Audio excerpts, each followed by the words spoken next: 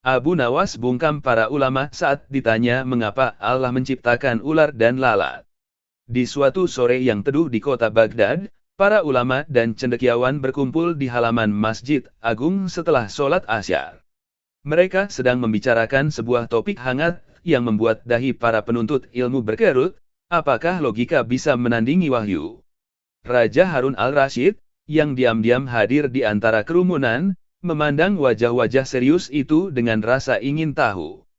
Ia tahu, jika ada satu orang yang bisa membuat semua terdiam sekaligus tertawa, orang itu hanya satu, Abu Nawas.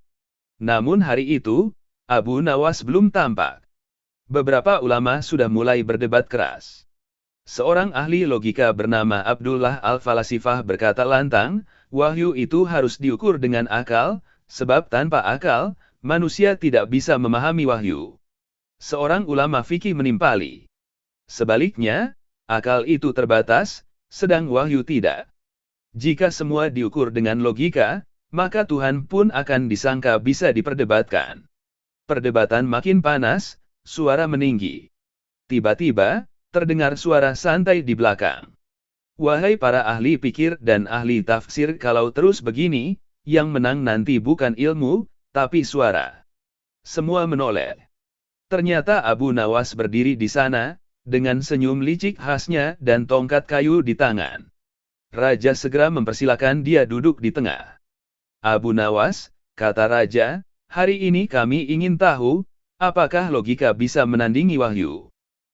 Abu Nawas menatap ke langit sejenak, lalu menjawab pelan. Tuanku, logika itu seperti pelita, ia menerangi jalan. Tapi wahyu itu, seperti matahari, ia memberi cahaya untuk semua. Orang yang hanya mengandalkan logika tanpa wahyu, seperti orang membawa lilin di siang hari dan menertawakan matahari karena lilinnya nyala. Beberapa ulama tersenyum, tapi si ahli logika menatap tajam.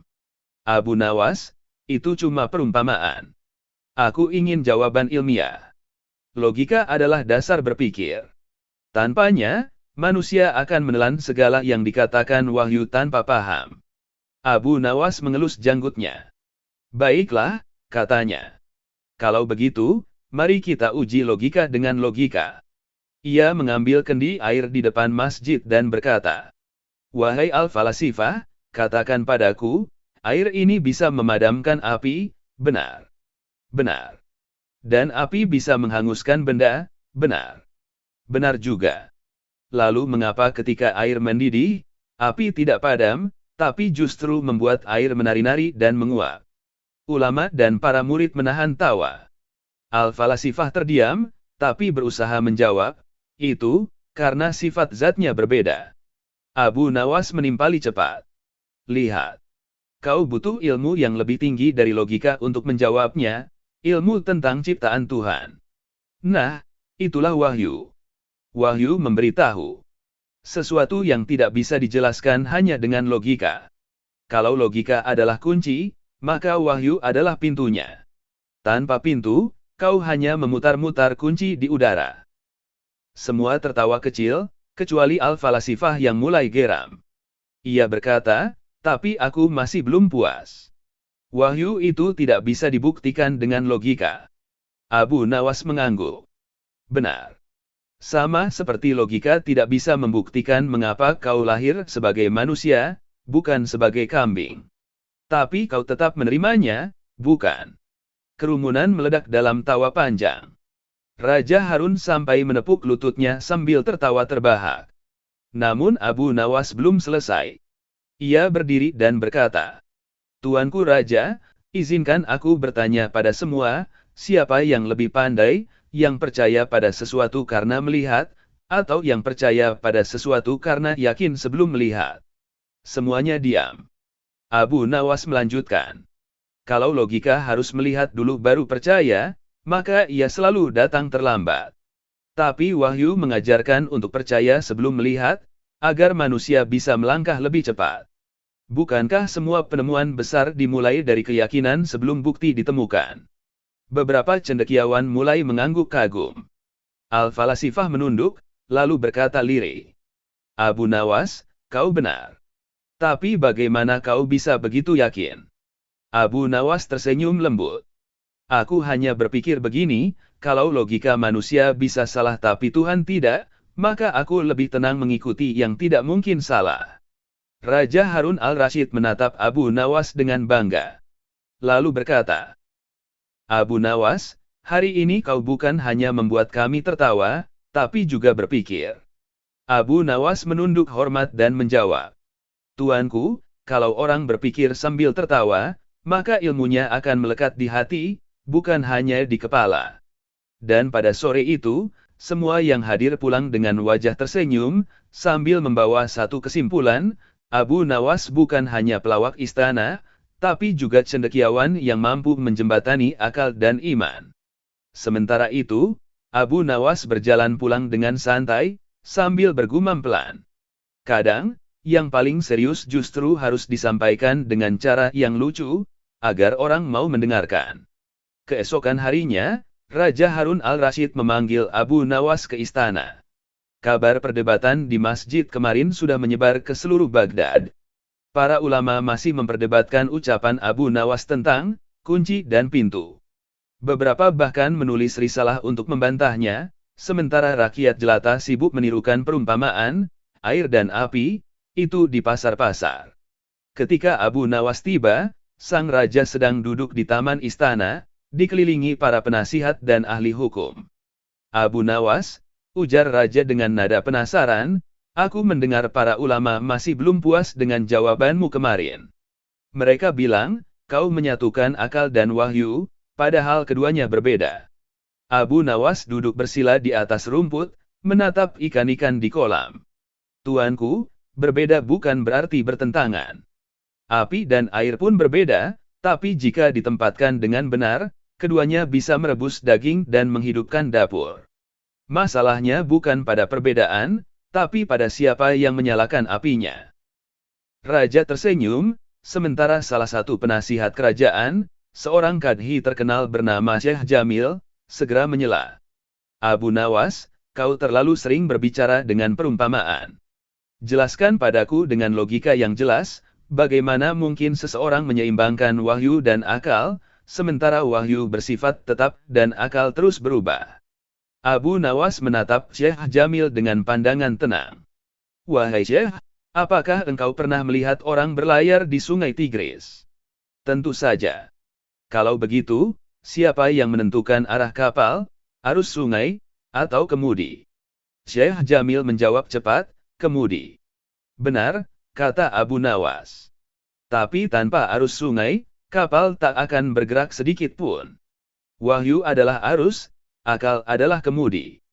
Orang yang hanya mengandalkan akalnya, seperti orang mengemudikan kapal di tanah kering. Sebaliknya, orang yang hanya mengikuti wahyu tanpa berpikir, seperti perahu hanyut tanpa kendali. Para penasihat saling pandang, lalu mengangguk. Tapi Syekh Jamil belum menyerah. Kalau begitu, katakan, Abu Nawas, apa jadinya jika kemudi itu patah? Abu Nawas tersenyum lebar. Itulah gunanya doa, Syekh. Kalau kemudi patah, mintalah pada Tuhan untuk memperbaikinya. Sebab Dia yang menciptakan kapal, arus, dan bahkan tukang kayunya. Tawa pun pecah di taman istana. Raja menepuk bahunya sambil berkata, kau benar-benar membuat ilmu terasa seperti permainan. Namun tiba-tiba datang seorang utusan dari pasar Baghdad. Ia melapor bahwa ada seorang pemuda bernama Yazid, yang mengaku bisa membuktikan bahwa logika lebih tinggi daripada wahyu. Ia menantang siapapun, termasuk Abu Nawas, untuk berdebat terbuka di depan rakyat. Raja menatap Abu Nawas. Apakah kau berani menjawab tantangan itu? Abu Nawas menatap langit sebentar, lalu mengangguk. Baik, tuanku. Tapi aku ingin satu syarat, debatnya dilakukan di pasar, bukan di masjid, supaya semua orang, bahkan penjual kurma dan penggiling gandum, bisa jadi saksi. Karena kebenaran tidak hanya milik ulama, tapi milik siapapun yang mau berpikir. Keesokan harinya, pasar Baghdad sesak. Rakyat berdiri di atas genteng dan tong kayu. Yazid, pemuda itu, tampak percaya diri dengan jubah birunya dan kitab tebal di tangan. "Wahai Abu Nawas," katanya lantang, "aku tidak menolak wahyu, tapi aku yakin logika bisa menjelaskan segalanya, termasuk Tuhan." Abu Nawas menatapnya lembut. "Bagus. Maka logikamu pasti hebat. Sekarang jawab pertanyaanku, siapa yang lebih besar, dirimu atau unta?" "Jelas unta." "Dan siapa yang lebih pintar, dirimu atau unta?" "Sudah pasti aku." "Kalau begitu," Abu Nawas melangkah mendekat, "mengapa Tuhan memberimu akal untuk berpikir, tapi memberi unta punuk agar bisa bertahan di padang pasir? Bukankah logikamu seharusnya bisa membuatmu tahan panas tanpa perlu punuk?" Rakyat tertawa, tapi Yazid menjawab, "Itu karena fungsi tubuh berbeda dengan fungsi akal." Abu Nawas mengangguk cepat. "Persis. Maka jangan gunakan akal untuk menggantikan fungsi wahyu. Wahyu bukan untuk dihitung, tapi untuk dituntun." Pasar bergemuruh. Beberapa orang bertepuk tangan, sebagian berteriak, "Hidup Abu Nawas!" Namun Yazid belum menyerah. Ia berkata, "Kalau wahyu tidak bisa diuji logika, bagaimana kita tahu itu benar?" Abu Nawas menatapnya lama, lalu mengangkat sebuah kendi. "Wahai Yazid, air ini tampak jernih, bukan?" "Ya. Tapi apakah kau yakin tidak ada bakteri di dalamnya?" "Tentu tidak bisa yakin tanpa melihat dengan alat." "Berarti kau percaya alatmu lebih dari matamu. Begitu pula kami percaya pada wahyu lebih dari akal, sebab wahyu adalah alat dari Tuhan yang melihat apa yang mata dan logika manusia tak sanggup lihat." Yazid terdiam, bibirnya bergetar.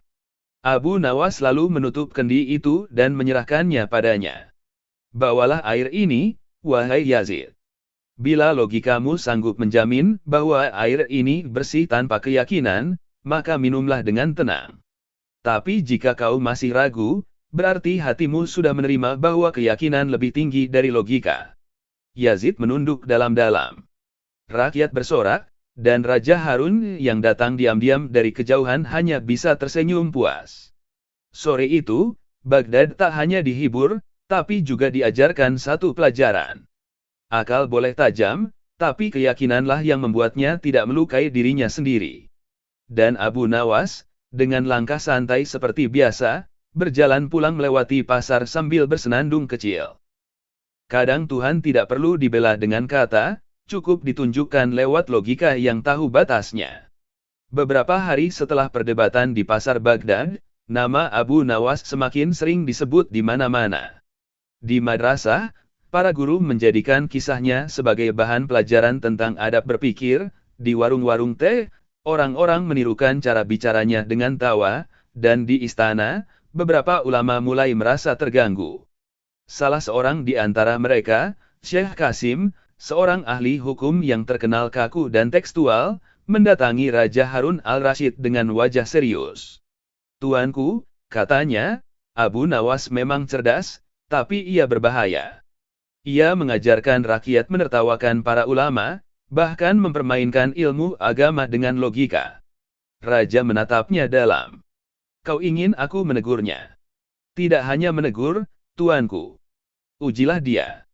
Jika dia benar-benar berilmu, biarkan dia menjawab pertanyaan yang bahkan para ahli fikih pun belum sepakat." Raja mengangguk. Maka dikirimlah utusan memanggil Abu Nawas. Saat ia datang, Raja tersenyum dengan tatapan penuh makna. "Abu Nawas," katanya, "hari ini aku ingin tahu, apakah kau bisa menjawab pertanyaan Syekh Qasim tanpa membuat kami tertawa?" Syekh Qasim maju dan berkata tegas. "Abu Nawas, dalam Al-Quran Allah berfirman, bahwa tidak ada sesuatu pun yang sia-sia diciptakan. Namun lihatlah, ada lalat, nyamuk, bahkan ular berbisa. Jelaskan dengan ilmu kamu yang kau banggakan itu, mengapa Allah menciptakan sesuatu yang tampaknya tak berguna?"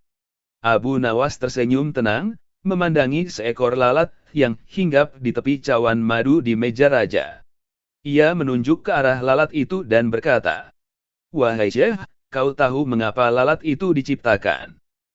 Syekh Qasim menggeleng, Itulah yang kutanyakan.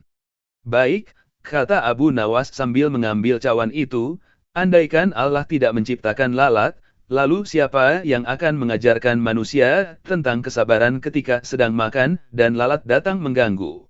Raja menahan tawa, tapi Syekh Kasim menatap sinis.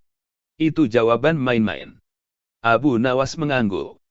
Baiklah, kalau begitu jawabanku yang serius, Allah menciptakan lalat agar manusia tidak sombong. Karena makhluk sekecil itu saja bisa membuat manusia yang paling kuat kehilangan selera makan, bahkan bisa membuat raja terbangun di malam hari hanya karena dengungnya. Maka lalat adalah pengingat, bukan gangguan. Ruangan hening sesaat. Lalu raja menepuk lututnya dan berkata, "Luar biasa. Jawabanmu sederhana tapi menembus hati." Namun Syekh Kasim belum menyerah. "Lalu bagaimana dengan ular berbisa?" tanyanya lagi. Abu Nawas berpikir sejenak, lalu menjawab pelan. "Ular berbisa itu seperti ucapan manusia. Kalau dijaga, ia tak menyakiti siapapun. Tapi jika dilepaskan tanpa kendali, bisa mematikan." Beberapa ulama menunduk, sebagian tersenyum malu. Raja Harun menatap Abu Nawas lama-lama. "Abu Nawas," katanya, "kau selalu punya jawaban untuk segala hal. Dari mana datangnya semua itu?" Abu Nawas menghela napas pelan. "Tuanku, bukan dari kepintaranku. Aku hanya meminjam mata hati yang kadang orang tutup ketika sibuk membaca kitab. Ilmu tidak hanya ada di buku, tapi juga di daun yang jatuh, di hewan yang kecil, bahkan di nasib yang menimpa." Raja mengangguk penuh haru. Tapi Syekh Kasim yang belum puas mencoba satu pertanyaan terakhir. "Kalau begitu, Abu Nawas, apakah kau bisa menjawab pertanyaan ini, mana yang lebih kuat, doa atau takdir?" Semua mata menatap Abu Nawas. Suasana menegang. Ia tersenyum, lalu menjawab, "Takdir itu seperti busur, doa adalah anak panahnya. Busur tidak akan mengenai sasaran tanpa anak panah, dan anak panah tak bisa melesat tanpa busur. Maka kekuatan keduanya bukan untuk dibandingkan, tapi untuk disatukan." Raja menatapnya lama, lalu berkata pelan, "Abu Nawas, kalau setiap orang memahami seperti itu, dunia akan lebih tenang." Abu Nawas menunduk hormat. "Tuanku, dunia tenang bukan karena orang tak berbeda, tapi karena mereka tahu bagaimana berdamai dengan perbedaan." Sore menjelang, langit Baghdad berwarna jingga. Abu Nawas berjalan pulang melewati taman istana, sambil melihat anak-anak kecil bermain sambil berdebat siapa yang lebih kuat, kucing atau ayam. Ia tersenyum dan berkata dalam hati, "Manusia memang suka berdebat tentang siapa yang lebih tinggi, padahal semua ciptaan punya tempatnya sendiri. Kalau semua ingin jadi raja, siapa yang akan tertawa di jalan?" Malam itu Baghdad sunyi. Angin berembus lembut di antara menara masjid, membawa suara muadzin yang memanggil orang-orang untuk menenangkan hati. Di rumah kecilnya yang sederhana, Abu Nawas duduk di teras sambil memandang langit yang bertabur bintang. Di tangannya, secangkir air hangat berembun dan sebuah buku kecil berisi catatan-catatan pendek yang ditulisnya setiap kali pulang dari istana. Beberapa murid muda datang mengetuk pintu. Mereka masih penasaran dengan perdebatan terakhir antara Abu Nawas dan Syekh Kasim. "Salah." Seorang bertanya lirih. "Guru, apakah benar orang bijak tidak pernah kalah dalam perdebatan?" Abu Nawas tersenyum, menatap wajah polos mereka satu persatu. "Orang bijak tidak pernah mencari kemenangan, anakku. Ia hanya mencari pemahaman. Kalau kau berdebat untuk menang, kau akan kehilangan ilmu. Tapi kalau kau berdebat untuk mencari kebenaran, maka bahkan diam pun bisa menjadi kemenangan." Seorang murid lain bertanya, "Lalu mengapa banyak ulama marah pada guru, padahal guru hanya menjelaskan dengan logika?" Abu Nawas menatap cahaya lampu minyak yang bergetar lembut. "Karena kebenaran sering terdengar seperti ejekan bagi yang terlalu mencintai kehormatan. Aku tidak ingin mereka kalah, aku hanya ingin mereka melihat dari sisi lain. Tapi sebagian orang lebih rela menutup mata daripada mengakui bahwa cermin mereka berdebu." Salah satu murid muda itu menunduk, terdiam cukup lama. Guru, katanya lirih, jika semua orang berpikir secerah guru, mungkin dunia akan damai. Abu Nawas tertawa kecil. Tidak, anakku. Dunia tidak perlu semua orang berpikir seperti aku. Dunia hanya butuh lebih banyak orang yang mau mendengar sebelum berbicara, dan mau memahami sebelum menghakimi. Ia berdiri, menatap bulan yang menggantung di langit Baghdad, lalu berkata pelan. Aku belajar satu hal dari semua perdebatan itu, semakin banyak ilmu, semakin sedikit yang perlu diperdebatkan. Karena di puncak pengetahuan, manusia akhirnya hanya menemukan satu kata, Subhanallah. Murid-muridnya terdiam. Hanya suara jangkrik terdengar di antara sela-sela malam. Abu Nawas menatap langit lebih lama, seakan berbicara dengan sesuatu yang tak terlihat. Wahai Tuhanku, bisiknya, jika orang-orang mencarimu lewat ayat dan logika, izinkan aku mengenalmu lewat senyum dan sabar. Di kejauhan, suara air mengalir di sungai Tigris, mengingatkan bahwa segalanya terus berjalan, seperti ilmu, seperti waktu, seperti hidup yang tak pernah berhenti menantang dan mengajarkan. Dan di bawah sinar rembulan itu, Abu Nawas hanya tersenyum kecil, menatap malam dengan kedamaian yang tak bisa dijelaskan dengan logika manapun. Abu Nawas bungkam para ulama saat ditanya mengapa Allah menciptakan ular dan lalat. Di suatu sore yang teduh di kota Baghdad, para ulama dan cendekiawan berkumpul di halaman Masjid Agung setelah sholat Asyar. Mereka sedang membicarakan sebuah topik hangat yang membuat dahi para penuntut ilmu berkerut, apakah logika bisa menandingi wahyu? Raja Harun al-Rasyid, yang diam-diam hadir di antara kerumunan, memandang wajah-wajah serius itu dengan rasa ingin tahu. Ia tahu, jika ada satu orang yang bisa membuat semua terdiam sekaligus tertawa, orang itu hanya satu, Abu Nawas. Namun hari itu, Abu Nawas belum tampak. Beberapa ulama sudah mulai berdebat keras. Seorang ahli logika bernama Abdullah Al-Falasifah berkata lantang, wahyu itu harus diukur dengan akal, sebab tanpa akal, manusia tidak bisa memahami wahyu. Seorang ulama fikih menimpali. Sebaliknya, akal itu terbatas, sedang wahyu tidak. Jika semua diukur dengan logika, maka Tuhan pun akan disangka bisa diperdebatkan. Perdebatan makin panas, suara meninggi. Tiba-tiba, terdengar suara santai di belakang. Wahai para ahli pikir dan ahli tafsir, kalau terus begini, yang menang nanti bukan ilmu, tapi suara. Semua menoleh. Ternyata Abu Nawas berdiri di sana, dengan senyum licik khasnya dan tongkat kayu di tangan. Raja segera mempersilakan dia duduk di tengah. Abu Nawas, kata Raja, hari ini kami ingin tahu, apakah logika bisa menandingi wahyu? Abu Nawas menatap ke langit sejenak, lalu menjawab pelan. Tuanku, logika itu seperti pelita, ia menerangi jalan. Tapi wahyu itu, seperti matahari, ia memberi cahaya untuk semua. Orang yang hanya mengandalkan logika tanpa wahyu, seperti orang membawa lilin di siang hari dan menertawakan matahari karena lilinnya nyala. Beberapa ulama tersenyum, tapi si ahli logika menatap tajam. Abu Nawas, itu cuma perumpamaan. Aku ingin jawaban ilmiah. Logika adalah dasar berpikir. Tanpanya, manusia akan menelan segala yang dikatakan wahyu tanpa paham. Abu Nawas mengelus janggutnya. Baiklah, katanya. Kalau begitu, mari kita uji logika dengan logika. Ia mengambil kendi air di depan masjid dan berkata, Wahai Al-Falasifah, katakan padaku, air ini bisa memadamkan api, benar. Benar. Dan api bisa menghanguskan benda, benar. Benar juga. Lalu mengapa ketika air mendidih, api tidak padam, tapi justru membuat air menari-nari dan menguap? Ulama dan para murid menahan tawa. Al-Falasifah terdiam, tapi berusaha menjawab, itu, karena sifat zatnya berbeda. Abu Nawas menimpali cepat. Lihat.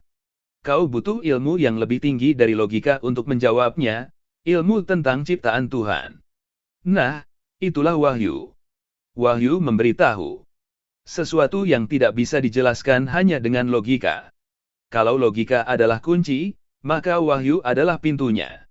Tanpa pintu, kau hanya memutar-mutar kunci di udara. Semua tertawa kecil, kecuali al-falasifah yang mulai geram. Ia berkata, tapi aku masih belum puas. Wahyu itu tidak bisa dibuktikan dengan logika. Abu Nawas mengangguk. Benar. Sama seperti logika tidak bisa membuktikan mengapa kau lahir sebagai manusia, bukan sebagai kambing. Tapi kau tetap menerimanya, bukan? Kerumunan meledak dalam tawa panjang. Raja Harun sampai menepuk lututnya sambil tertawa terbahak. Namun Abu Nawas belum selesai. Ia berdiri dan berkata, Tuanku Raja, izinkan aku bertanya pada semua, siapa yang lebih pandai, yang percaya pada sesuatu karena melihat, atau yang percaya pada sesuatu karena yakin sebelum melihat? Semuanya diam. Abu Nawas melanjutkan. Kalau logika harus melihat dulu baru percaya, maka ia selalu datang terlambat. Tapi wahyu mengajarkan untuk percaya sebelum melihat, agar manusia bisa melangkah lebih cepat. Bukankah semua penemuan besar dimulai dari keyakinan sebelum bukti ditemukan? Beberapa cendekiawan mulai mengangguk kagum. Al-Falasifah menunduk, lalu berkata lirih. Abu Nawas, kau benar. Tapi bagaimana kau bisa begitu yakin? Abu Nawas tersenyum lembut. Aku hanya berpikir begini, kalau logika manusia bisa salah tapi Tuhan tidak, maka aku lebih tenang mengikuti yang tidak mungkin salah. Raja Harun al-Rashid menatap Abu Nawas dengan bangga.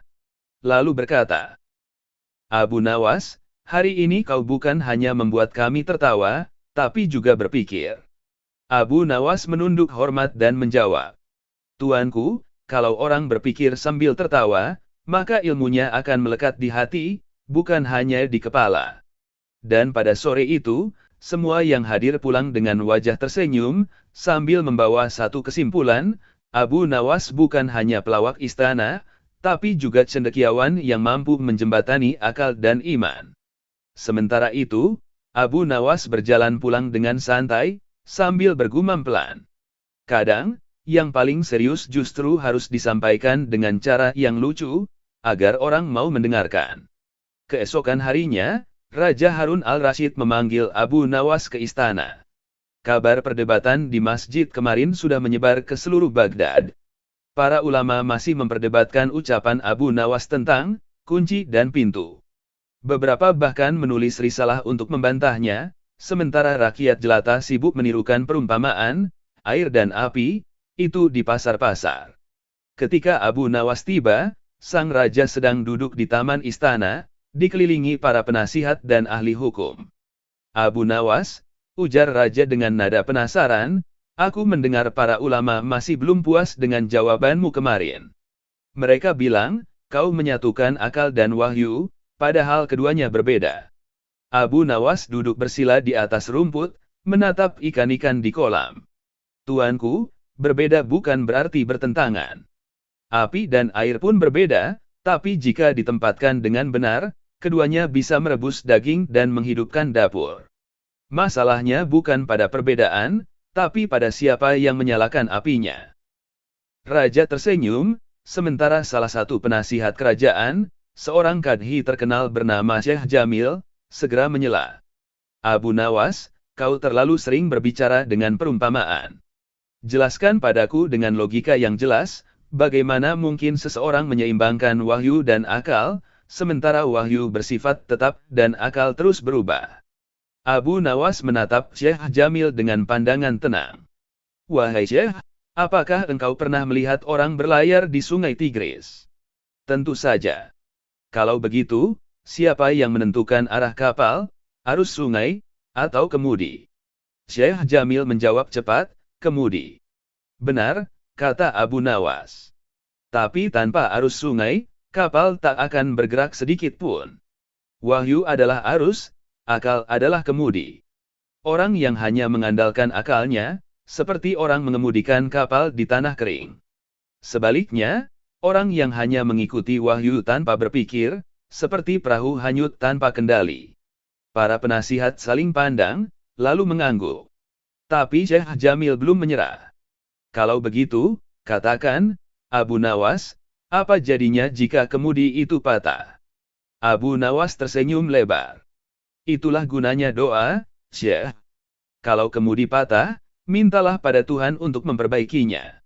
Sebab Dia yang menciptakan kapal, arus, dan bahkan tukang kayunya. Tawa pun pecah di taman istana.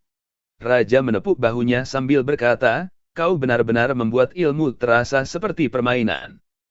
Namun tiba-tiba datang seorang utusan dari pasar Baghdad. Ia melapor bahwa ada seorang pemuda bernama Yazid, yang mengaku bisa membuktikan bahwa logika lebih tinggi daripada wahyu. Ia menantang siapapun, termasuk Abu Nawas, untuk berdebat terbuka di depan rakyat. Raja menatap Abu Nawas. Apakah kau berani menjawab tantangan itu? Abu Nawas menatap langit sebentar, lalu mengangguk. Baik, tuanku. Tapi aku ingin satu syarat, debatnya dilakukan di pasar, bukan di masjid, supaya semua orang, bahkan penjual kurma dan penggiling gandum, bisa jadi saksi. Karena kebenaran tidak hanya milik ulama, tapi milik siapapun yang mau berpikir. Keesokan harinya, pasar Baghdad sesak. Rakyat berdiri di atas genteng dan tong kayu. Yazid, pemuda itu, tampak percaya diri dengan jubah birunya dan kitab tebal di tangan. Wahai Abu Nawas, katanya lantang, aku tidak menolak wahyu, tapi aku yakin logika bisa menjelaskan segalanya, termasuk Tuhan. Abu Nawas menatapnya lembut. Bagus. Maka logikamu pasti hebat. Sekarang jawab pertanyaanku, siapa yang lebih besar, dirimu atau unta? Jelas unta. Dan siapa yang lebih pintar, dirimu atau unta? Sudah pasti aku. Kalau begitu, Abu Nawas melangkah mendekat, mengapa Tuhan memberimu akal untuk berpikir, tapi memberi unta punuk agar bisa bertahan di padang pasir? Bukankah logikamu seharusnya bisa membuatmu tahan panas tanpa perlu punuk? Rakyat tertawa, tapi Yazid menjawab, itu karena fungsi tubuh berbeda dengan fungsi akal. Abu Nawas mengangguk cepat. Persis. Maka jangan gunakan akal untuk menggantikan fungsi wahyu. Wahyu bukan untuk dihitung, tapi untuk dituntun. Pasar bergemuruh. Beberapa orang bertepuk tangan, sebagian berteriak, hidup Abu Nawas. Namun Yazid belum menyerah. Ia berkata, kalau wahyu tidak bisa diuji logika, bagaimana kita tahu itu benar? Abu Nawas menatapnya lama, lalu mengangkat sebuah kendi. Wahai Yazid, air ini tampak jernih, bukan? Ya. Tapi apakah kau yakin tidak ada bakteri di dalamnya? Tentu tidak bisa yakin tanpa melihat dengan alat. Berarti kau percaya alatmu lebih dari matamu. Begitu pula kami percaya pada wahyu lebih dari akal, sebab wahyu adalah alat dari Tuhan, yang melihat apa yang mata dan logika manusia tak sanggup lihat. Yazid terdiam, bibirnya bergetar. Abu Nawas lalu menutup kendi itu dan menyerahkannya padanya. Bawalah air ini, wahai Yazid. Bila logikamu sanggup menjamin bahwa air ini bersih tanpa keyakinan, maka minumlah dengan tenang. Tapi jika kau masih ragu, berarti hatimu sudah menerima bahwa keyakinan lebih tinggi dari logika. Yazid menunduk dalam-dalam. Rakyat bersorak, dan Raja Harun yang datang diam-diam dari kejauhan hanya bisa tersenyum puas. Sore itu, Baghdad tak hanya dihibur, tapi juga diajarkan satu pelajaran. Akal boleh tajam, tapi keyakinanlah yang membuatnya tidak melukai dirinya sendiri. Dan Abu Nawas, dengan langkah santai seperti biasa, berjalan pulang melewati pasar sambil bersenandung kecil. Kadang Tuhan tidak perlu dibela dengan kata, cukup ditunjukkan lewat logika yang tahu batasnya. Beberapa hari setelah perdebatan di pasar Baghdad, nama Abu Nawas semakin sering disebut di mana-mana. Di madrasah, para guru menjadikan kisahnya sebagai bahan pelajaran tentang adab berpikir. Di warung-warung teh, orang-orang menirukan cara bicaranya dengan tawa, dan di istana, beberapa ulama mulai merasa terganggu. Salah seorang di antara mereka, Syekh Qasim, seorang ahli hukum yang terkenal kaku dan tekstual, mendatangi Raja Harun al-Rasyid dengan wajah serius. "Tuanku," katanya, "Abu Nawas memang cerdas, tapi ia berbahaya. Ia mengajarkan rakyat menertawakan para ulama, bahkan mempermainkan ilmu agama dengan logika." Raja menatapnya dalam. "Kau ingin aku menegurnya?" "Tidak hanya menegur, tuanku. Ujilah dia. Jika dia benar-benar berilmu, biarkan dia menjawab pertanyaan yang bahkan para ahli fikih pun belum sepakat." Raja mengangguk. Maka dikirimlah utusan memanggil Abu Nawas. Saat ia datang, Raja tersenyum dengan tatapan penuh makna. "Abu Nawas," katanya, "hari ini aku ingin tahu, apakah kau bisa menjawab pertanyaan Syekh Qasim tanpa membuat kami tertawa?" Syekh Qasim maju dan berkata tegas. "Abu Nawas, dalam Al-Quran Allah berfirman, bahwa tidak ada sesuatu pun yang sia-sia diciptakan. Namun lihatlah, ada lalat, nyamuk, bahkan ular berbisa. Jelaskan dengan ilmu kamu yang kau banggakan itu, mengapa Allah menciptakan sesuatu yang tampaknya tak berguna?" Abu Nawas tersenyum tenang, memandangi seekor lalat yang hinggap di tepi cawan madu di meja raja. Ia menunjuk ke arah lalat itu dan berkata, "Wahai Syekh, kau tahu mengapa lalat itu diciptakan?" Syekh Qasim menggeleng, "Itulah yang kutanyakan." "Baik," kata Abu Nawas sambil mengambil cawan itu, "andaikan Allah tidak menciptakan lalat, lalu siapa yang akan mengajarkan manusia tentang kesabaran ketika sedang makan dan lalat datang mengganggu?" Raja menahan tawa, tapi Syekh Qasim menatap sinis. "Itu jawaban main-main." Abu Nawas mengangguk. "Baiklah, kalau begitu jawabanku yang serius, Allah menciptakan lalat agar manusia tidak sombong. Karena makhluk sekecil itu saja bisa membuat manusia yang paling kuat kehilangan selera makan, bahkan bisa membuat raja terbangun di malam hari hanya karena dengungnya. Maka lalat adalah pengingat, bukan gangguan." Ruangan hening sesaat. Lalu raja menepuk lututnya dan berkata, "Luar biasa. Jawabanmu sederhana tapi menembus hati." Namun Syekh Qasim belum menyerah. "Lalu bagaimana dengan ular berbisa?" tanyanya lagi. Abu Nawas berpikir sejenak, lalu menjawab pelan. "Ular berbisa itu seperti ucapan manusia. Kalau dijaga, ia tak menyakiti siapapun. Tapi jika dilepaskan tanpa kendali, bisa mematikan." Beberapa ulama menunduk, sebagian tersenyum malu. Raja Harun menatap Abu Nawas lama-lama. "Abu Nawas," katanya, "kau selalu punya jawaban untuk segala hal. Dari mana datangnya semua itu?" Abu Nawas menghela napas pelan. "Tuanku, bukan dari kepintaranku. Aku hanya meminjam mata hati yang kadang orang tutup ketika sibuk membaca kitab. Ilmu tidak hanya ada di buku, tapi juga di daun yang jatuh, di hewan yang kecil, bahkan di nasib yang menimpa." Raja mengangguk penuh haru. Tapi Syekh Qasim yang belum puas mencoba satu pertanyaan terakhir. "Kalau begitu, Abu Nawas, apakah kau bisa menjawab pertanyaan ini, mana yang lebih kuat, doa atau takdir?" Semua mata menatap Abu Nawas. Suasana menegang. Ia tersenyum, lalu menjawab, "Takdir itu seperti busur, doa adalah anak panahnya. Busur tidak akan mengenai sasaran tanpa anak panah, dan anak panah tak bisa melesat tanpa busur. Maka kekuatan keduanya bukan untuk dibandingkan, tapi untuk disatukan." Raja menatapnya lama, lalu berkata pelan, "Abu Nawas, kalau setiap orang memahami seperti itu, dunia akan lebih tenang." Abu Nawas menunduk hormat.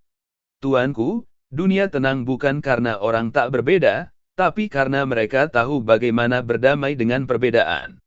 Sore menjelang, langit Baghdad berwarna jingga. Abu Nawas berjalan pulang melewati taman istana, sambil melihat anak-anak kecil bermain sambil berdebat siapa yang lebih kuat, kucing atau ayam. Ia tersenyum dan berkata dalam hati, "Manusia memang suka berdebat tentang siapa yang lebih tinggi, padahal semua ciptaan punya tempatnya sendiri. Kalau semua ingin jadi raja, siapa yang akan tertawa di jalan?" Malam itu Baghdad sunyi. Angin berembus lembut di antara menara masjid, membawa suara muadzin yang memanggil orang-orang untuk menenangkan hati. Di rumah kecilnya yang sederhana, Abu Nawas duduk di teras sambil memandang langit yang bertabur bintang. Di tangannya, secangkir air hangat berembun dan sebuah buku kecil berisi catatan-catatan pendek yang ditulisnya setiap kali pulang dari istana. Beberapa murid muda datang mengetuk pintu. Mereka masih penasaran dengan perdebatan terakhir antara Abu Nawas dan Syekh Qasim. Salah. Seorang bertanya lirih. Guru, apakah benar orang bijak tidak pernah kalah dalam perdebatan?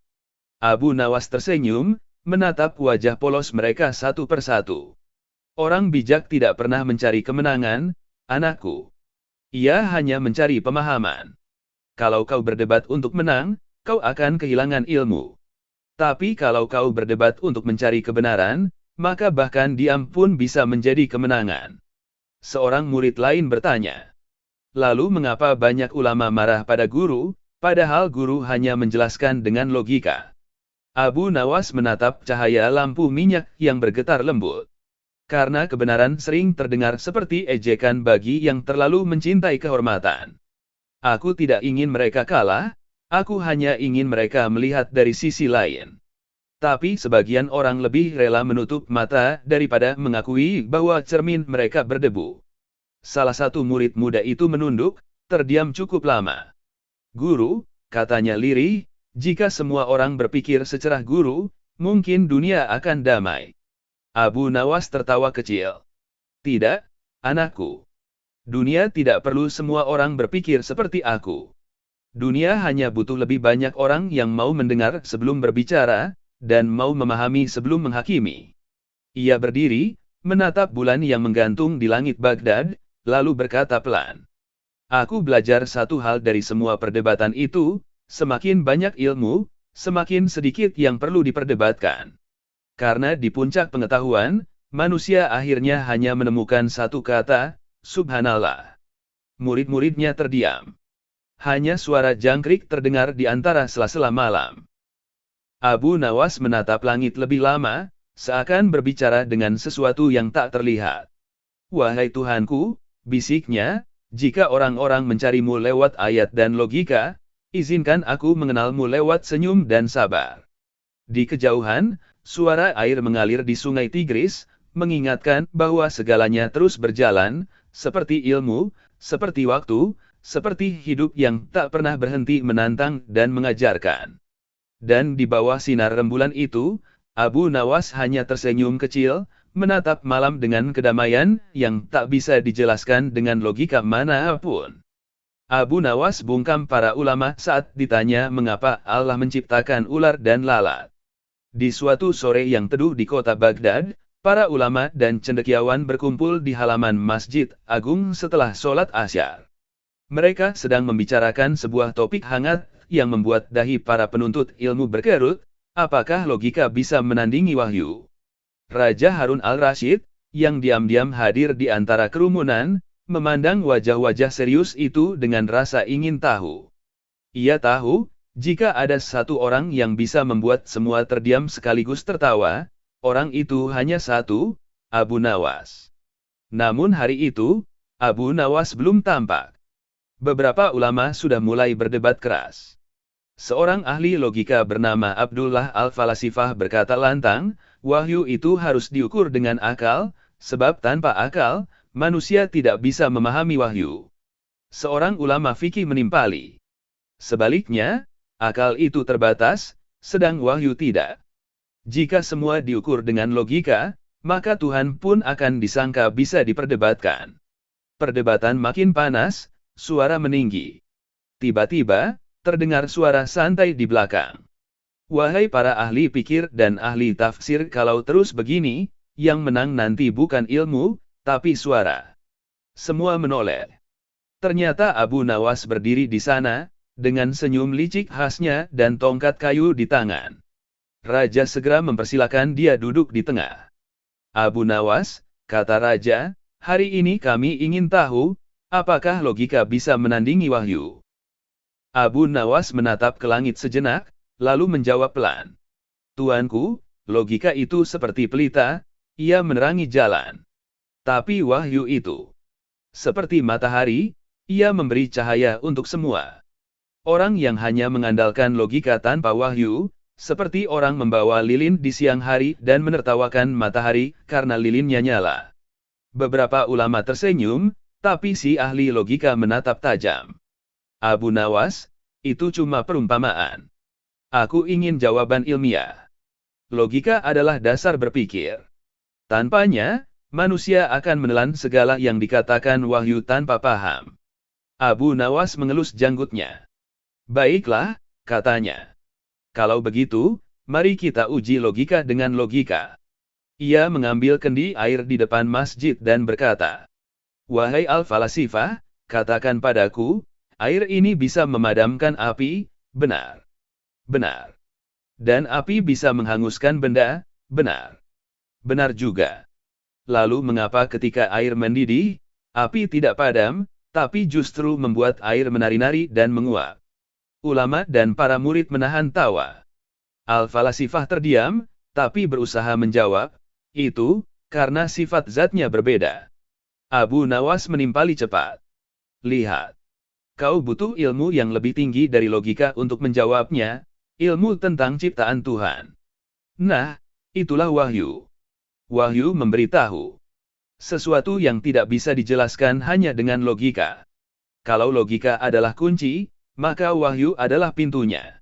Tanpa pintu, kau hanya memutar-mutar kunci di udara." Semua tertawa kecil, kecuali al-falasifah yang mulai geram. Ia berkata, "Tapi aku masih belum puas. Wahyu itu tidak bisa dibuktikan dengan logika." Abu Nawas mengangguk. "Benar. Sama seperti logika tidak bisa membuktikan mengapa kau lahir sebagai manusia, bukan sebagai kambing. Tapi kau tetap menerimanya, bukan?" Kerumunan meledak dalam tawa panjang. Raja Harun sampai menepuk lututnya sambil tertawa terbahak. Namun Abu Nawas belum selesai. Ia berdiri dan berkata, "Tuanku Raja, izinkan aku bertanya pada semua, siapa yang lebih pandai, yang percaya pada sesuatu karena melihat, atau yang percaya pada sesuatu karena yakin sebelum melihat?" Semuanya diam. Abu Nawas melanjutkan, "Kalau logika harus melihat dulu baru percaya, maka ia selalu datang terlambat.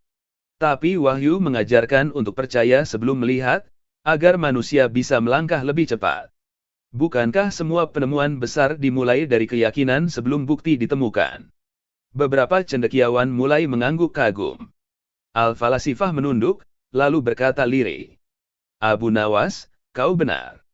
Tapi bagaimana kau bisa begitu yakin?" Abu Nawas tersenyum lembut. "Aku hanya berpikir begini, kalau logika manusia bisa salah tapi Tuhan tidak, maka aku lebih tenang mengikuti yang tidak mungkin salah." Raja Harun al-Rashid menatap Abu Nawas dengan bangga. Lalu berkata, "Abu Nawas, hari ini kau bukan hanya membuat kami tertawa, tapi juga berpikir." Abu Nawas menunduk hormat dan menjawab, "Tuanku, kalau orang berpikir sambil tertawa, maka ilmunya akan melekat di hati, bukan hanya di kepala." Dan pada sore itu, semua yang hadir pulang dengan wajah tersenyum, sambil membawa satu kesimpulan, Abu Nawas bukan hanya pelawak istana, tapi juga cendekiawan yang mampu menjembatani akal dan iman. Sementara itu, Abu Nawas berjalan pulang dengan santai, sambil bergumam pelan. Kadang, yang paling serius justru harus disampaikan dengan cara yang lucu, agar orang mau mendengarkan. Keesokan harinya, Raja Harun al-Rashid memanggil Abu Nawas ke istana. Kabar perdebatan di masjid kemarin sudah menyebar ke seluruh Baghdad. Para ulama masih memperdebatkan ucapan Abu Nawas tentang kunci dan pintu. Beberapa bahkan menulis risalah untuk membantahnya, sementara rakyat jelata sibuk menirukan perumpamaan, air dan api, itu di pasar-pasar. Ketika Abu Nawas tiba, sang raja sedang duduk di taman istana, dikelilingi para penasihat dan ahli hukum. "Abu Nawas," ujar raja dengan nada penasaran, "aku mendengar para ulama masih belum puas dengan jawabanmu kemarin. Mereka bilang, kau menyatukan akal dan wahyu, padahal keduanya berbeda. Abu Nawas duduk bersila di atas rumput, menatap ikan-ikan di kolam. Tuanku, berbeda bukan berarti bertentangan. Api dan air pun berbeda, tapi jika ditempatkan dengan benar, keduanya bisa merebus daging dan menghidupkan dapur. Masalahnya bukan pada perbedaan, tapi pada siapa yang menyalakan apinya. Raja tersenyum, sementara salah satu penasihat kerajaan, seorang kadhi terkenal bernama Syekh Jamil, segera menyela. Abu Nawas, kau terlalu sering berbicara dengan perumpamaan. Jelaskan padaku dengan logika yang jelas, bagaimana mungkin seseorang menyeimbangkan wahyu dan akal, sementara wahyu bersifat tetap dan akal terus berubah. Abu Nawas menatap Syekh Jamil dengan pandangan tenang. Wahai Syekh, apakah engkau pernah melihat orang berlayar di sungai Tigris? Tentu saja. Kalau begitu, siapa yang menentukan arah kapal, arus sungai, atau kemudi? Syekh Jamil menjawab cepat, kemudi. Benar, kata Abu Nawas. Tapi tanpa arus sungai, kapal tak akan bergerak sedikit pun. Wahyu adalah arus, akal adalah kemudi. Orang yang hanya mengandalkan akalnya, seperti orang mengemudikan kapal di tanah kering. Sebaliknya, orang yang hanya mengikuti wahyu tanpa berpikir, seperti perahu hanyut tanpa kendali. Para penasihat saling pandang, lalu mengangguk. Tapi Syekh Jamil belum menyerah. Kalau begitu, katakan, Abu Nawas, apa jadinya jika kemudi itu patah? Abu Nawas tersenyum lebar. Itulah gunanya doa, Syekh. Kalau kemudi patah, mintalah pada Tuhan untuk memperbaikinya. Sebab Dia yang menciptakan kapal, arus, dan bahkan tukang kayunya. Tawa pun pecah di taman istana. Raja menepuk bahunya sambil berkata, kau benar-benar membuat ilmu terasa seperti permainan. Namun tiba-tiba datang seorang utusan dari pasar Baghdad. Ia melapor bahwa ada seorang pemuda bernama Yazid, yang mengaku bisa membuktikan bahwa logika lebih tinggi daripada wahyu. Ia menantang siapapun, termasuk Abu Nawas, untuk berdebat terbuka di depan rakyat. Raja menatap Abu Nawas. Apakah kau berani menjawab tantangan itu? Abu Nawas menatap langit sebentar, lalu mengangguk. Baik, tuanku. Tapi aku ingin satu syarat, debatnya dilakukan di pasar, bukan di masjid, supaya semua orang, bahkan penjual kurma dan penggiling gandum, bisa jadi saksi. Karena kebenaran tidak hanya milik ulama, tapi milik siapapun yang mau berpikir. Keesokan harinya, pasar Baghdad sesak. Rakyat berdiri di atas genteng dan tong kayu. Yazid, pemuda itu, tampak percaya diri dengan jubah birunya dan kitab tebal di tangan. Wahai Abu Nawas, katanya lantang, aku tidak menolak wahyu, tapi aku yakin logika bisa menjelaskan segalanya, termasuk Tuhan. Abu Nawas menatapnya lembut. Bagus. Maka logikamu pasti hebat. Sekarang jawab pertanyaanku, siapa yang lebih besar, dirimu atau unta? Jelas unta. Dan siapa yang lebih pintar, dirimu atau unta? Sudah pasti aku. Kalau begitu, Abu Nawas melangkah mendekat, mengapa Tuhan memberimu akal untuk berpikir, tapi memberi unta punuk agar bisa bertahan di padang pasir? Bukankah logikamu seharusnya bisa membuatmu tahan panas tanpa perlu punuk? Rakyat tertawa, tapi Yazid menjawab, itu karena fungsi tubuh berbeda dengan fungsi akal. Abu Nawas mengangguk cepat. Persis. Maka jangan gunakan akal untuk menggantikan fungsi wahyu. Wahyu bukan untuk dihitung, tapi untuk dituntun. Pasar bergemuruh. Beberapa orang bertepuk tangan, sebagian berteriak, hidup Abu Nawas. Namun Yazid belum menyerah. Ia berkata, kalau wahyu tidak bisa diuji logika, bagaimana kita tahu itu benar? Abu Nawas menatapnya lama, lalu mengangkat sebuah kendi. Wahai Yazid, air ini tampak jernih, bukan? Ya. Tapi apakah kau yakin tidak ada bakteri di dalamnya? Tentu tidak bisa yakin tanpa melihat dengan alat. Berarti kau percaya alatmu lebih dari matamu. Begitu pula kami percaya pada wahyu lebih dari akal, sebab wahyu adalah alat dari Tuhan yang melihat apa yang mata dan logika manusia tak sanggup lihat. Yazid terdiam, bibirnya bergetar. Abu Nawas lalu menutup kendi itu dan menyerahkannya padanya. Bawalah air ini, wahai Yazid. Bila logikamu sanggup menjamin bahwa air ini bersih tanpa keyakinan, maka minumlah dengan tenang. Tapi jika kau masih ragu, berarti hatimu sudah menerima bahwa keyakinan lebih tinggi dari logika. Yazid menunduk dalam-dalam. Rakyat bersorak, dan Raja Harun yang datang diam-diam dari kejauhan hanya bisa tersenyum puas. Sore itu, Baghdad tak hanya dihibur, tapi juga diajarkan satu pelajaran. Akal boleh tajam, tapi keyakinanlah yang membuatnya tidak melukai dirinya sendiri. Dan Abu Nawas, dengan langkah santai seperti biasa, berjalan pulang melewati pasar sambil bersenandung kecil. Kadang Tuhan tidak perlu dibela dengan kata, cukup ditunjukkan lewat logika yang tahu batasnya. Beberapa hari setelah perdebatan di pasar Baghdad, nama Abu Nawas semakin sering disebut di mana-mana. Di madrasah, para guru menjadikan kisahnya sebagai bahan pelajaran tentang adab berpikir. Di warung-warung teh, orang-orang menirukan cara bicaranya dengan tawa, dan di istana, beberapa ulama mulai merasa terganggu. Salah seorang di antara mereka, Syekh Qasim, seorang ahli hukum yang terkenal kaku dan tekstual, mendatangi Raja Harun al-Rashid dengan wajah serius. "Tuanku," katanya, "Abu Nawas memang cerdas, tapi ia berbahaya. Ia mengajarkan rakyat menertawakan para ulama, bahkan mempermainkan ilmu agama dengan logika." Raja menatapnya dalam. "Kau ingin aku menegurnya?" "Tidak hanya menegur, tuanku. Ujilah dia. Jika dia benar-benar berilmu, biarkan dia menjawab pertanyaan yang bahkan para ahli fikih pun belum sepakat."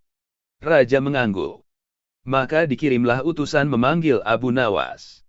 Saat ia datang, Raja tersenyum dengan tatapan penuh makna. "Abu Nawas," katanya, "hari ini aku ingin tahu, apakah kau bisa menjawab pertanyaan Syekh Qasim tanpa membuat kami tertawa?" Syekh Qasim maju dan berkata tegas. "Abu Nawas, dalam Al-Quran Allah berfirman, bahwa tidak ada sesuatu pun yang sia-sia diciptakan. Namun lihatlah, ada lalat, nyamuk, bahkan ular berbisa. Jelaskan dengan ilmu kamu yang kau banggakan itu, mengapa Allah menciptakan sesuatu yang tampaknya tak berguna?" Abu Nawas tersenyum tenang, memandangi seekor lalat yang hinggap di tepi cawan madu di meja raja. Ia menunjuk ke arah lalat itu dan berkata, "Wahai Syekh, kau tahu mengapa lalat itu diciptakan?" Syekh Qasim menggeleng, "Itulah yang kutanyakan." "Baik," kata Abu Nawas sambil mengambil cawan itu, "andaikan Allah tidak menciptakan lalat, lalu siapa yang akan mengajarkan manusia tentang kesabaran ketika sedang makan dan lalat datang mengganggu?" Raja menahan tawa, tapi Syekh Qasim menatap sinis. "Itu jawaban main-main." Abu Nawas mengangguk. "Baiklah, kalau begitu jawabanku yang serius, Allah menciptakan lalat agar manusia tidak sombong. Karena makhluk sekecil itu saja bisa membuat manusia yang paling kuat kehilangan selera makan, bahkan bisa membuat raja terbangun di malam hari hanya karena dengungnya. Maka lalat adalah pengingat, bukan gangguan." Ruangan hening sesaat. Lalu raja menepuk lututnya dan berkata, "Luar biasa. Jawabanmu sederhana tapi menembus hati." Namun Syekh Qasim belum menyerah. "Lalu bagaimana dengan ular berbisa?" tanyanya lagi. Abu Nawas berpikir sejenak, lalu menjawab pelan. "Ular berbisa itu seperti ucapan manusia. Kalau dijaga, ia tak menyakiti siapapun. Tapi jika dilepaskan tanpa kendali, bisa mematikan." Beberapa ulama menunduk, sebagian tersenyum malu. Raja Harun menatap Abu Nawas lama-lama. "Abu Nawas," katanya, "kau selalu punya jawaban untuk segala hal. Dari mana datangnya semua itu?" Abu Nawas menghela napas pelan. "Tuanku, bukan dari kepintaranku. Aku hanya meminjam mata hati yang kadang orang tutup ketika sibuk membaca kitab. Ilmu tidak hanya ada di buku, tapi juga di daun yang jatuh, di hewan yang kecil, bahkan di nasib yang menimpa. Raja mengangguk penuh haru. Tapi Syekh Kasim yang belum puas mencoba satu pertanyaan terakhir. Kalau begitu, Abu Nawas, apakah kau bisa menjawab pertanyaan ini, mana yang lebih kuat, doa atau takdir? Semua mata menatap Abu Nawas. Suasana menegang. Ia tersenyum, lalu menjawab. Takdir itu seperti busur, doa adalah anak panahnya. Busur tidak akan mengenai sasaran tanpa anak panah, dan anak panah tak bisa melesat tanpa busur. Maka kekuatan keduanya bukan untuk dibandingkan, tapi untuk disatukan. Raja menatapnya lama, lalu berkata pelan. Abu Nawas, kalau setiap orang memahami seperti itu, dunia akan lebih tenang. Abu Nawas menunduk hormat. Tuanku, dunia tenang bukan karena orang tak berbeda, tapi karena mereka tahu bagaimana berdamai dengan perbedaan. Sore menjelang, langit Baghdad berwarna jingga. Abu Nawas berjalan pulang melewati taman istana, sambil melihat anak-anak kecil bermain sambil berdebat siapa yang lebih kuat, kucing atau ayam. Ia tersenyum dan berkata dalam hati. Manusia memang suka berdebat tentang siapa yang lebih tinggi, padahal semua ciptaan punya tempatnya sendiri. Kalau semua ingin jadi raja, siapa yang akan tertawa di jalan? Malam itu Baghdad sunyi. Angin berembus lembut di antara menara masjid, membawa suara muadzin yang memanggil orang-orang untuk menenangkan hati. Di rumah kecilnya yang sederhana, Abu Nawas duduk di teras sambil memandang langit yang bertabur bintang. Di tangannya, secangkir air hangat berembun dan sebuah buku kecil berisi catatan-catatan pendek yang ditulisnya setiap kali pulang dari istana. Beberapa murid muda datang mengetuk pintu. Mereka masih penasaran dengan perdebatan terakhir antara Abu Nawas dan Syekh Kasim. Salah. Seorang bertanya lirih. Guru, apakah benar orang bijak tidak pernah kalah dalam perdebatan? Abu Nawas tersenyum, menatap wajah polos mereka satu persatu. Orang bijak tidak pernah mencari kemenangan, anakku. Ia hanya mencari pemahaman. Kalau kau berdebat untuk menang, kau akan kehilangan ilmu. Tapi kalau kau berdebat untuk mencari kebenaran, maka bahkan diam pun bisa menjadi kemenangan. Seorang murid lain bertanya. Lalu mengapa banyak ulama marah pada guru, padahal guru hanya menjelaskan dengan logika? Abu Nawas menatap cahaya lampu minyak yang bergetar lembut. Karena kebenaran sering terdengar seperti ejekan bagi yang terlalu mencintai kehormatan. Aku tidak ingin mereka kalah, aku hanya ingin mereka melihat dari sisi lain. Tapi sebagian orang lebih rela menutup mata daripada mengakui bahwa cermin mereka berdebu.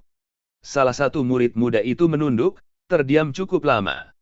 Guru, katanya lirih, jika semua orang berpikir secerah guru, mungkin dunia akan damai. Abu Nawas tertawa kecil. Tidak, anakku. Dunia tidak perlu semua orang berpikir seperti aku.